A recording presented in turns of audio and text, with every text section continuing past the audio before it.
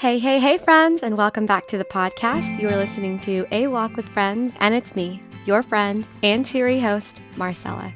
On today's episode, we're jumping into our Bible series reading, and we are in the book of James, chapter 3.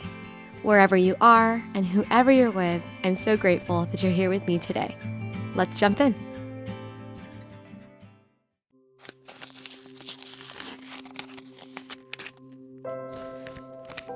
Dear brothers and sisters, not many of you should become teachers in the church, for we who teach will be judged more strictly.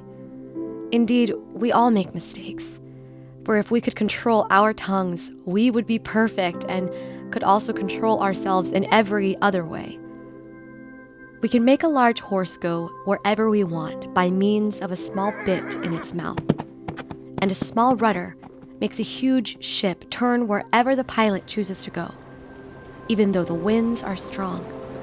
In the same way, the tongue is a small thing that makes grand speeches, but a tiny spark can set a great forest on fire. And among all the parts of the body, the tongue is a flame of fire. It is a whole world of wickedness, corrupting your entire body. It can set your whole life on fire, for it is set on fire by hell itself. People can tame all kinds of animals, birds, reptiles, and fish, but no one can tame the tongue. It is restless and evil, full of deadly poison. Sometimes it praises our Lord and Father, and sometimes it curses those who have been made in the image of God. And so, blessing and cursing come pouring out of the same mouth. Surely, my brothers and sisters, this is not right. Does a spring of water bubble out with both fresh water and bitter water? Does a fig tree produce olives, or a grapevine produce figs? No, and you can't draw fresh water from a salty spring. If you are wise and understand God's ways, prove it by living an honorable life, doing good works with a humility that comes from wisdom. But if you are bitterly jealous and there is selfish ambition in your heart, don't cover up the truth with boasting and lying.